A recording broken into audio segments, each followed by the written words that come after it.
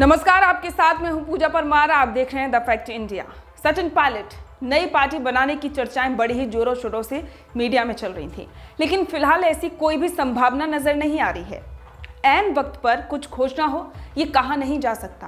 कांग्रेस नेता राहुल गांधी का 19 जून को जन्मदिन है, आप सभी जानते हैं, और वे 20 जून तक लंदन में ही हैं। सोनिया गांधी और प्रियंका गांधी भी अमेरिका में हैं। अब ऐसे में संभावना कमी है कि तीनों के विदेश में होने के दौरान सचिन पायलट कोई बड़ा कदम उठाएंगे।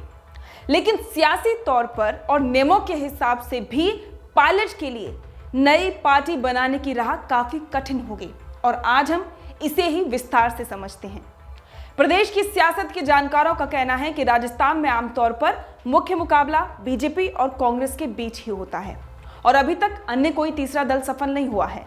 आपको याद ही होगा कि साल 2018 में हनुमान बेनीवाल ने राष्ट्रीय लोकतांत्रिक पार्टी बनाई थी, और वे नागौर से सांसद हैं, जबकि उनकी पार्टी के 3 विधायक हैं।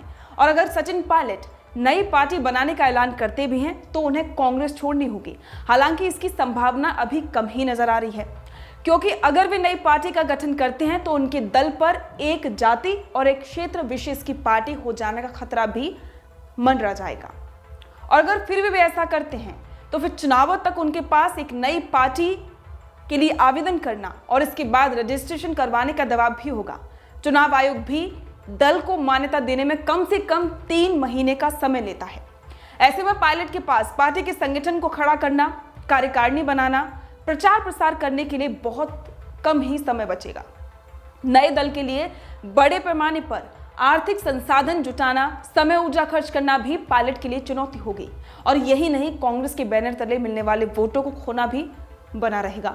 अब ऐसे में पायलट के लिए नई पार्टी की राह कठिन होगी, और अगर नई पार्टी बनाते हैं तो सचिन को ये शर्तें पूरी करनी होंगी।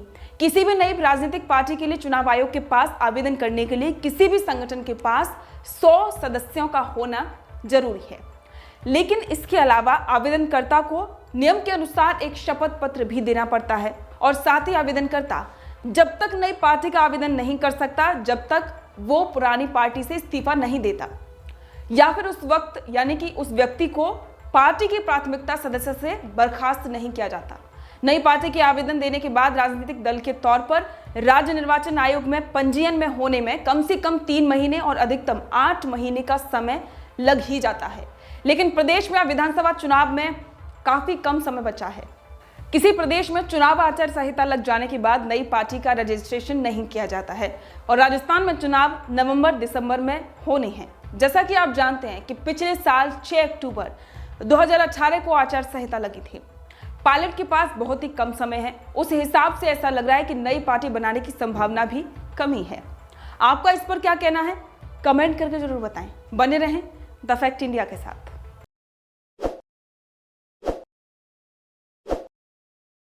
ताज़ा खबरों के लिए विजिट करें द फैक्ट इंडिया की वेबसाइट और डाउनलोड करें द फैक्ट इंडिया ऐप।